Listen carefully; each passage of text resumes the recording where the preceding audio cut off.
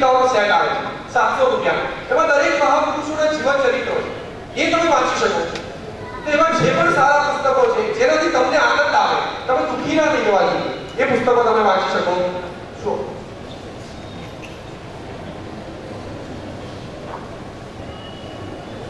એ ભાગ પાડીએ એવું દેખું નથી. પારસભાઈ તમે જેમ કહ્યું તેમ ચોપડીમાં કયા સમય સ્ત્રી જન્મે અને કયા સમય પુત્ર જન્મે ની પદ્ધતિ નથી લખી, પણ તમે પુરુષની જગ્યાએ સ્ત્રી અને સ્ત્રીની જગ્યાએ પુરુષ કરીને પદ્ધતિ છાપો તો સમાજમાં સ્ત્રીનું સોલ્યુશન.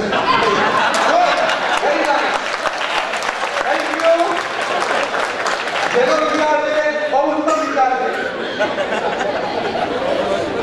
અને અમે નેક્સ્ટ એડિશનમાં 100% પ્રયત્ન કરશું. Good, salute.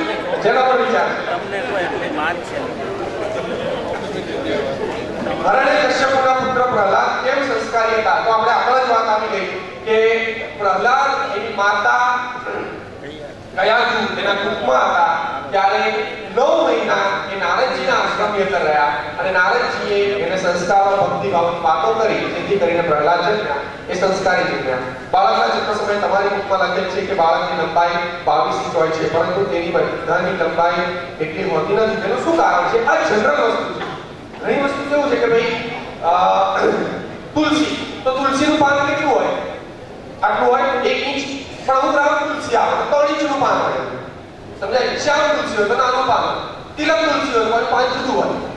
એટલે અમુક વસ્તુ જે પુસ્તકની અંદર લખી છે જનરલ લખી છે, ભાઈ જનરલી 22 ઇંચની લંબાઈ હોવી જોઈએ. હવે વધઘટ હોય તો એવું એકાથી ચાબુ બાજુ ચાલતું હોય. ભગવાનના કેલ્ક્યુલેશન આપણા કેલ્ક્યુલેશનમાં ઘણા વખત ભૂલો એવા ચાન્સીસ છે. એટલે બહુ એમાં ચિંતા કરવાની જરૂર નથી. 22 થી 21 ઇંચનું હોય. જો એક વસ્તુ યાદ રાખજો, બાળક ઠીંગણું હોય તો આ દુનિયામાં થયેલા દરેક મહાન માણસો ઠીંગણા હતા.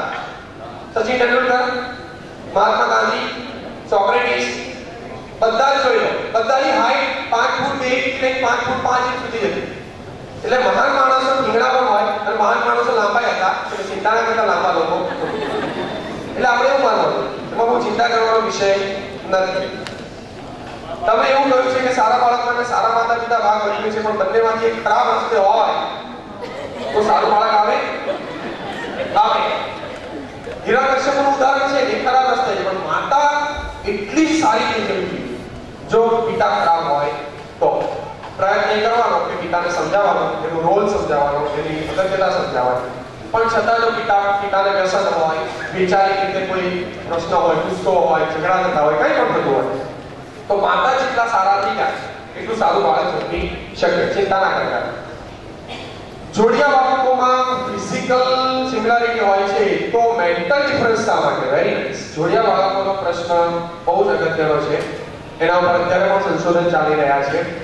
એકચ્યુઅલી બાળકનું જે ફિઝિકલ સ્ટ્રક્ચર છે એ જેનિક, એને જેનિક કહેવાય છે. અને જે મેન્ટલ સ્ટ્રક્ચર અથવા તો મેન્ટલી એની એબિલિટીઝ ડેવલપ થાય છે એને એપિજેનિક કહેવાય છે. આવા બે શબ્દો છે સાયન્સની અંદર. તમે જો ગાયનેકોલોજિસ્ટ કોઈ બોલ્યું હોય તો એને ખ્યાલ હશે. જેનિક અને એપિજેનિક. જેનિક છે એ ફિઝિકલ સ્ટ્રક્ચર બનાવે છે, એપિજેનિક છે એ મેન્ટલ એની અંદરની એબિલિટી એને ઇમ્પ્રૂવ કરે છે. હવે માતા જ્યારે બાળકનો વિચાર કરતી હોય છે ત્યારે બંને પ્રકારની લાગણીઓ માતાના મનની અંદર ચાલતી હોય, સારી અને ખરાબ. ઘણીવાર કેવું થાય કે આપણે એવું વિચારીએ કે મારે ખરાબ નથી વિચારવું, તો જ ખરાબ વિચાર આવે. આવું બનતું હોય છે. દાખલા તરીકે હું તમને ઉદાહરણ કહું, બધા આંખો બંધ કરો. બહુ સિમ્પલ ઉદાહરણ, આંખો બંધ કરો. હું જે કહું એનો વિચાર નહીં કરવાનો, બરાબર? આંખો બંધ કરો. તમને તમારી મમ્મીનો વિચાર ના આવે, તમારી મમ્મી ના દેખાવી. મમ્મી વાસણ ઘસતા હોય, મમ્મી કપડાં ધોતા હોય, મમ્મી શાક બનાવતા હોય, મમ્મી જમવાનું પીરસતા હોય, આવું કશું દેખાવું ના જોઈએ. બાકી જે જોવું એ જોજો, મમ્મીને નહીં જોવાના. કોને નહીં જોવાના? મમ્મીને. તમને મમ્મી ના દેખાવી જોઈએ, બરાબર? હવે આંખો ખોલો. શું દેખાડું બધાને?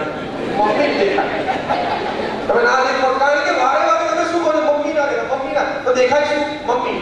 પોઝિટિવિટીની અંદર આ વસ્તુ બહુ અગત્યની કહેવામાં આવે છે કે તમારે જે નથી જોઈતું એનો વિચાર કરવા કરતા તમારે જે જોઈએ છે એ વિચારને પાવરફુલ કરો. એટલે કે મારો છોકરો કજિયા ના કરતો હોય એવું કહેવા કરતા મારો છોકરો શાંત છે એ વિચાર કરો. કારણ કે કજિયા ના કરતો હોય તો તમે વિચારો તો શું? છોકરો કજિયા કરતો એવો તો થાય કેવો? કજિયા કરતો એવો. વિચારની અગત્યતા છે. એટલે પોઝિટિવ વિચારતી વખતે આ ધ્યાન રાખવાનું છે. બાળક જન્મે ત્યારે તેના કાનમાં ઓમકારનો નાદ કરવામાં આવે છે. તો ખરેખર આમ કરવાથી બાળક ઉપર અસર પડે છે? તો નહીં બાળક આ દુનિયામાં આવી જાય ત્યારે તેનું સ્વાગત કર્યું. Very nice question. એક વસ્તુ નહીં કે બંધ કરો વર્ડ વાળું કરો. ત્યાં સુધી આપણે બીજો પ્રશ્ન જોઈએ. ઓમકાર નામનો પ્રશ્ન છે, હું તમને સોલ્વ કરીને બતાવું છું. થેલેસેમિયા જાણવા માટે શું કરવું જોઈએ? પરીક્ષણ, લોહીનું પરીક્ષણ. તરત ખબર પડી જાય થેલેસેમિયા માઇનર છે કે શું છે. ઓકે, અહીંયા આપણે એક રિસર્ચ છે એ જોઈએ છે. રિસર્ચ કર્યું છે ડોક્ટર, જાપાનના સાયન્ટિસ્ટ છે ડોક્ટર માસારુ ઇમોટો. એનું રિસર્ચ છે. હવે આ બંધ કરજો અને ઓલું પેજ ખોલો.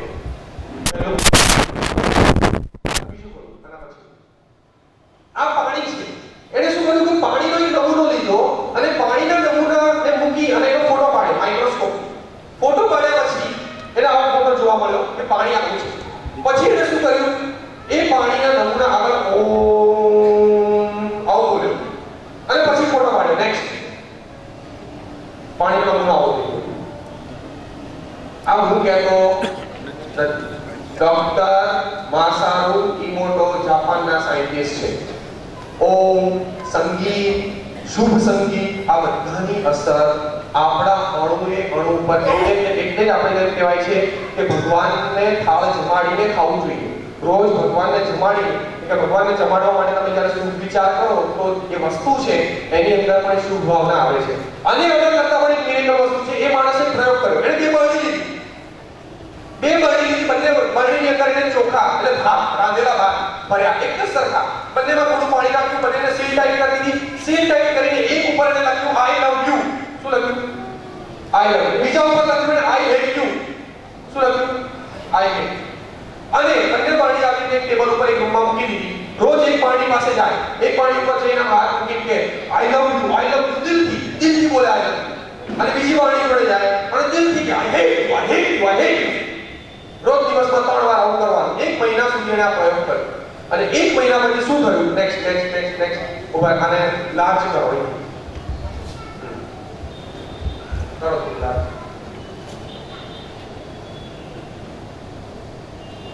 પકડી તો નહીં જવું. એમને નહીં પકડો. આ બે બરણીઓ છે. હવે કઈ બરણી ઉપર આઈ લવ યુ લખ્યું હતું, કઈ બરણી ઉપર આઈ હેટ યુ, તમે નક્કી કરો. આઈ લવ યુ વાળી કઈ છે? હા. અને આઈ હેટ યુ વાળી તમે જાતે, તમે સાયન્ટિસ્ટ છે, તમને ખબર પડી.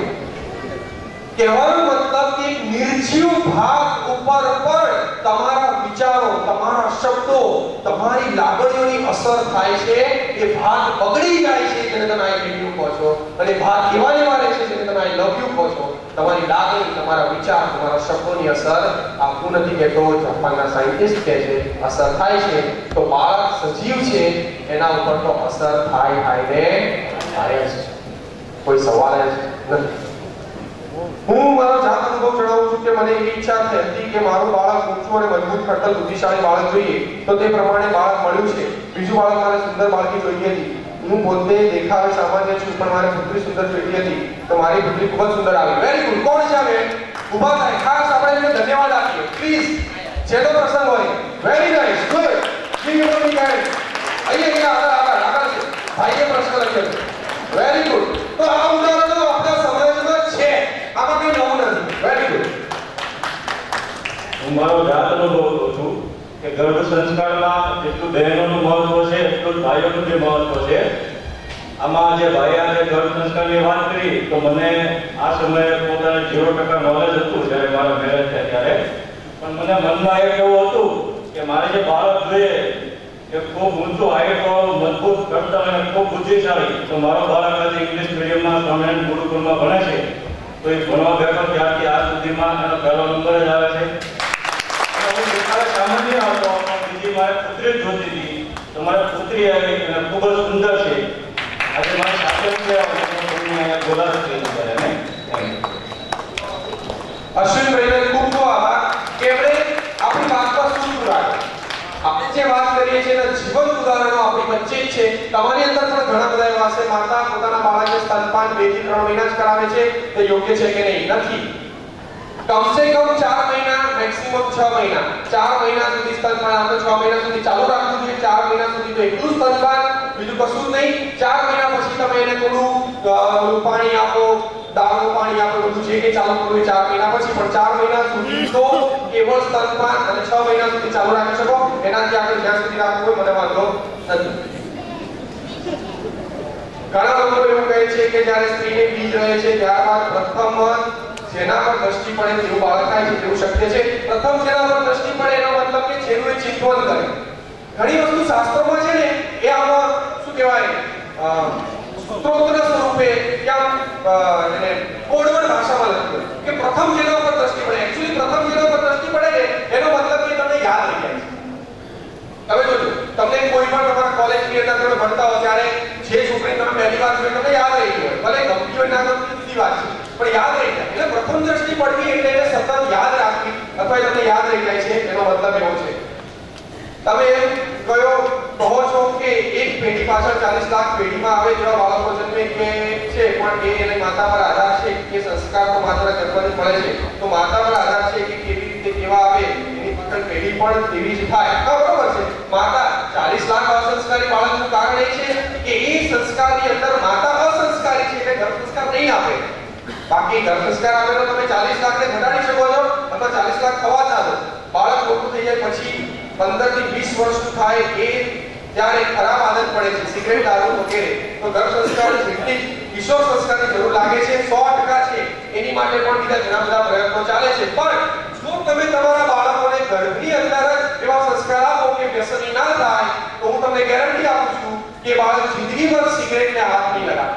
પણ પિતાના સંસ્કાર ક્યાંક ને ક્યાંક વ્યસન માટેના કે કંઈ પણ એવું હોય તો એની અસર જીવનમાં રહેતી હોય છે.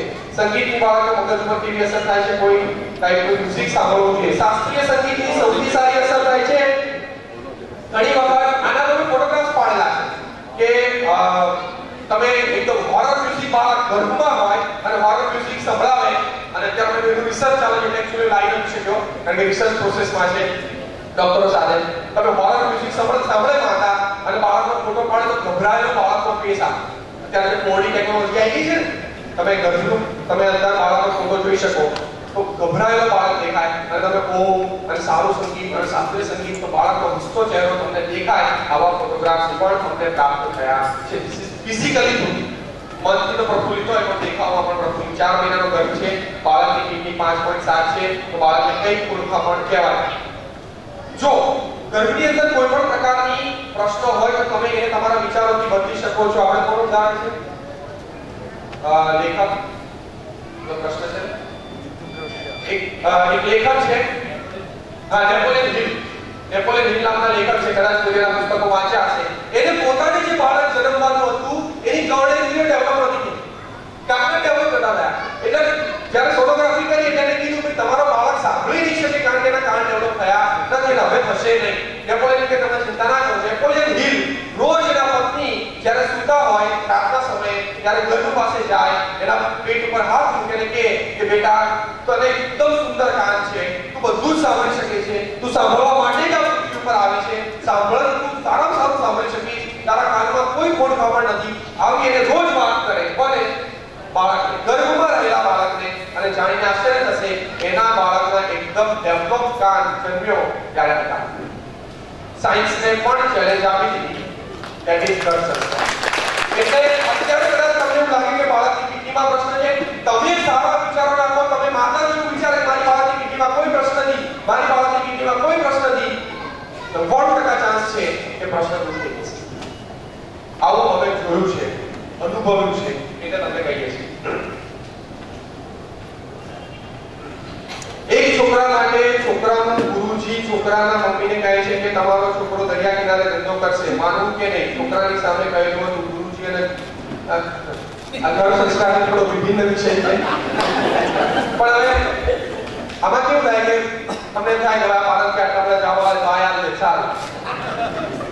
એક છોકરા માટે છોકરાના ગુરુજી છોકરાના મમ્મીને કહે છે કે તમારો છોકરો દરિયા કિનારે ધંધો કરશે. માનવું કે નહીં. હવે આમાં કેવું છે, જો દરેક વસ્તુ એ આપણા સમાજની અંદર હિન્દુ ધર્મની અંદર માન્યતા સાથે એટલા માટે જોડી દેવામાં આવે છે કે એની પોઝિટિવ અસરો છે. દાખલા તરીકે હું તમને ઉદાહરણ આપું.